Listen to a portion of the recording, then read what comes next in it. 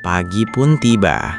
Di tengah tidurnya, Eva mendengar suara samar memanggil. Nak, nak, bangun nak. Perlahan Eva membuka mata, dan saat itulah jantungnya hampir berhenti. Karena ia tidak lagi berada di dalam rumah. Eva ternyata tertidur di tengah pemakaman tua. Tubuhnya terbaring tepat di antara dua kuburan berdampingan.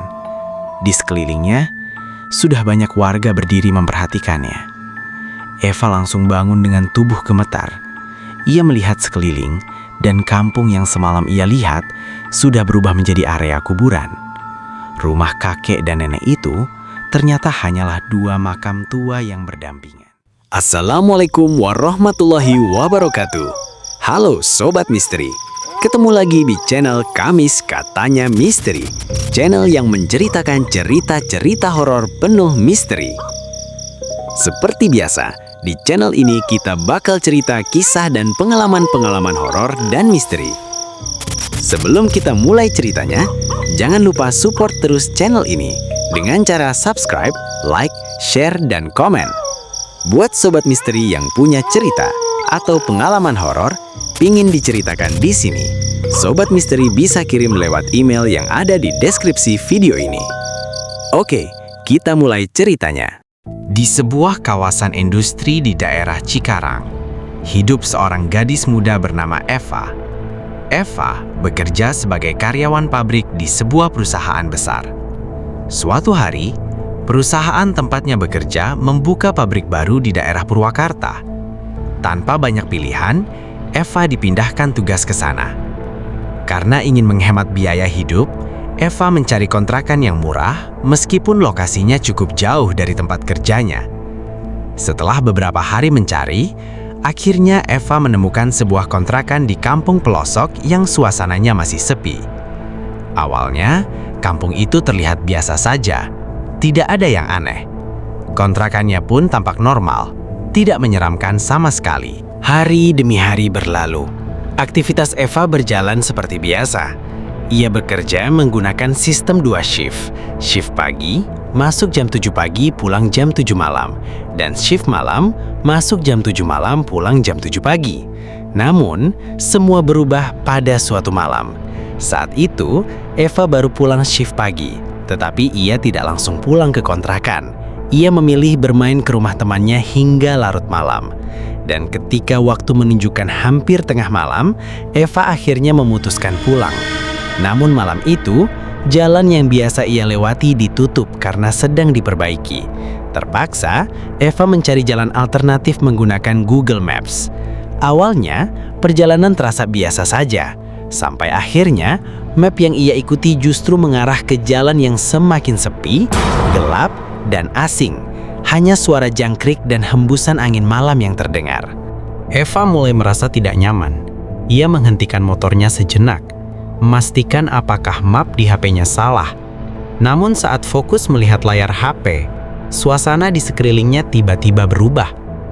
Jalan yang tadi gelap dan kosong mendadak menjadi ramai seperti perkampungan. Ada rumah-rumah warga di kanan kiri jalan. Namun, ada sesuatu yang janggal. Semua rumah di sana bentuknya sama persis, modelnya sama, warnanya sama, bahkan jarak antar rumahnya pun terlihat identik. Bulu kuduk Eva mulai merinding. Ia kembali memeriksa map di HP-nya, tapi anehnya tidak ada yang salah. Map terlihat normal. Karena bingung, Eva tetap melanjutkan perjalanan. Beberapa menit kemudian, tiba-tiba HP Eva mati total.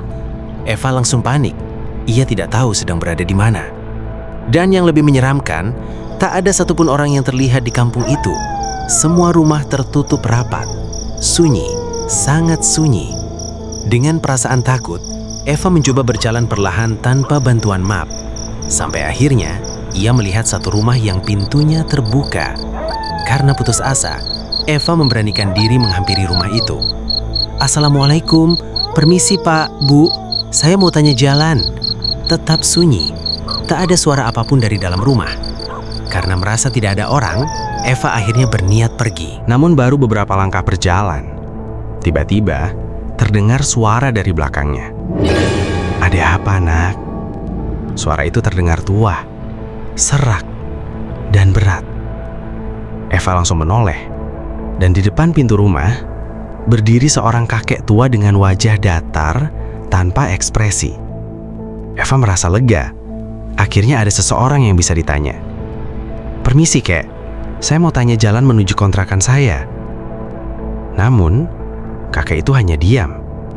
Tatapannya kosong, menyeramkan. Eva mengulang pertanyaannya. "Permisi, Kek. Saya mau tanya arah jalan pulang." Lalu perlahan, kakek itu berkata, "Jangan lanjutkan perjalananmu. Sudah larut malam. Menginap saja di sini." Suara kakek itu terdengar aneh, pelan, dingin, dan seperti bergema. Eva menolak dengan sopan.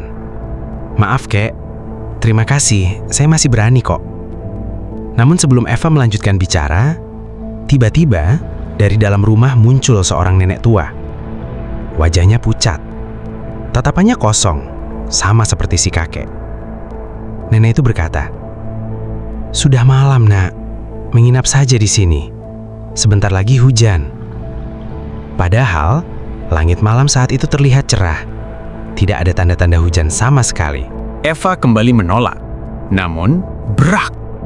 Tiba-tiba hujan turun sangat deras. Sangat deras, tanpa angin, tanpa petir.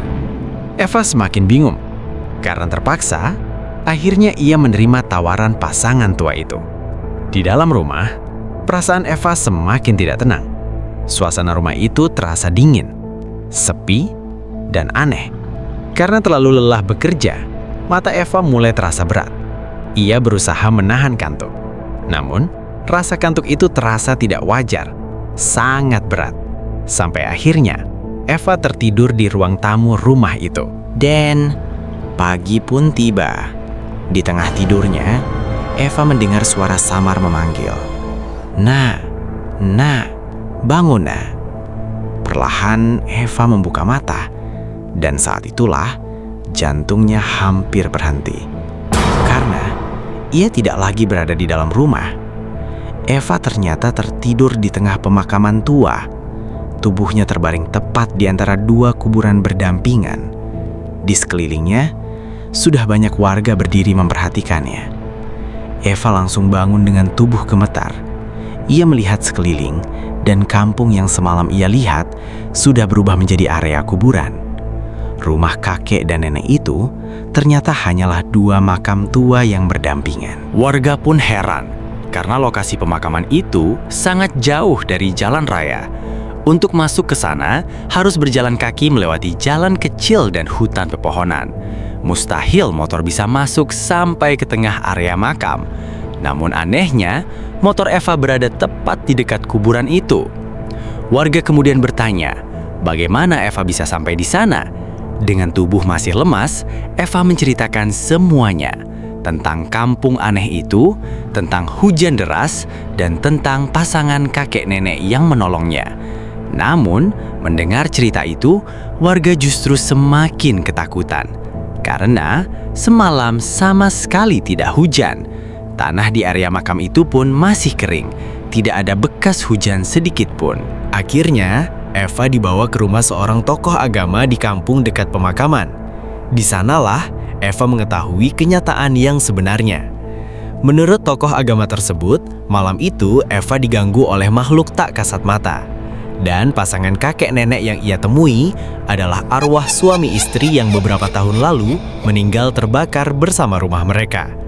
Dan lebih menyeramkannya lagi, mereka dimakamkan berdampingan tepat di tempat Eva tertidur semalam. Setelah kondisi Eva mulai tenang, seorang warga akhirnya mengantarkannya pulang. Namun saat perjalanan, Eva baru sadar sesuatu yang membuat tubuhnya kembali merinding. Jarak dari pemakaman menuju kontrakannya ternyata membutuhkan waktu 4 jam perjalanan motor, melewati jalan kampung yang sangat sepi, gelap, dan jarang dilalui orang. Dan sejak malam itu, Eva tidak pernah lagi berani pulang larut malam sendirian, karena ia tahu tidak semua jalan yang terlihat di Google Maps benar-benar menuju dunia manusia. Itulah cerita horor yang dialami Eva. Apakah Sobat Misteri ada yang pernah mengalami atau pernah dengar cerita seperti pengalaman Eva ini? Silakan komen langsung di kolom komentar ya. Kalau ada yang punya pengalaman horor atau punya cerita horor yang seram, silakan kirim di email yang ada di deskripsi ya. Jangan lupa subscribe dan like channel ini supaya semakin seram cerita-ceritanya. Terima kasih. Wassalamualaikum warahmatullahi wabarakatuh.